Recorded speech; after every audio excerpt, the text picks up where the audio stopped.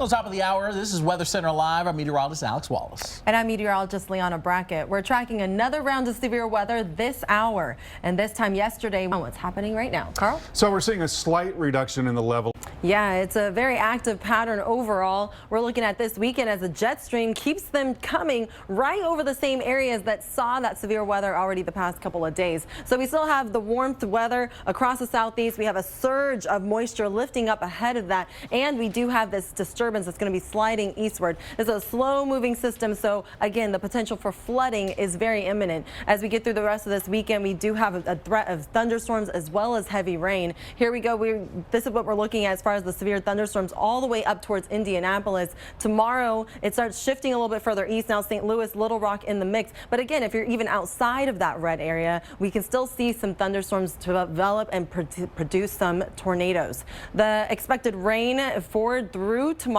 night, we're looking at about everyone seeing at least an inch. In the heavier spots where we do have a flood watch in effect, it's closer to about 3 to 5 inches in those yellow spots and 2 to 3 inches of rain in the dark green. So that's what we're expecting. We're going to take a closer look at St. Louis. We're seeing the thunderstorms kicking off for Friday night, continuing all the way into Saturday night before you finally get a break by Sunday. Still to come on Weather Center Live, we're across the same areas that have just seen that flooding. So here's a look at the 2-day rainfall amounts. We're seeing high amounts just north of Wichita, very high amounts across Oklahoma as well. And right over here, that's where we see that flash flood watch. All that rain has definitely impacted the region. The future radar, unfortunately, I do not have any good news for you because we still have more rain on tap as we get through this afternoon as well as this evening. So starting around 10 p.m., 11 p.m., midnight tonight, look at the same areas are going to be just blanketed with a lot of rainfall once again. So this area is going to be on a high watch for those flash flooding.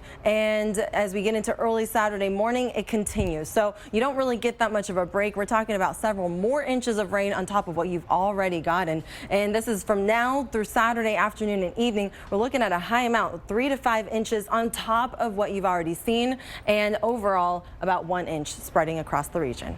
Welcome back to Weather Center Live, and we've been tracking severe weather popping up across the plains right now. We do have a watch across the Ohio Valley as well if we're heading a little bit further north. This is in effect until Friday, 11 p.m. Eastern time. And you can see the showers that are pushing through the area. I-70 definitely getting into the core of these storms right over here. We're having some severe thunderstorm warnings popping up. So as you continue on with the afternoon and evening, expect more storms like this. You want to plan accordingly, especially as we get closer to your drive home. So this particular severe thunderstorm warning is in effect until 4 p.m. for Cedar Creek and Cotton. You can expect very gusty winds and some hail associated with this as well. This is in Indiana, and we do have a couple more if we're going to go ahead and zoom up, I believe, up to the north, that we have more storms. And here's a look right up there. We do have another thunderstorm warning as well. This is all current radar, and it's going to continue to pump even further east. So we have the prime environment for lots of thunderstorms developing. Now we're going to relocate us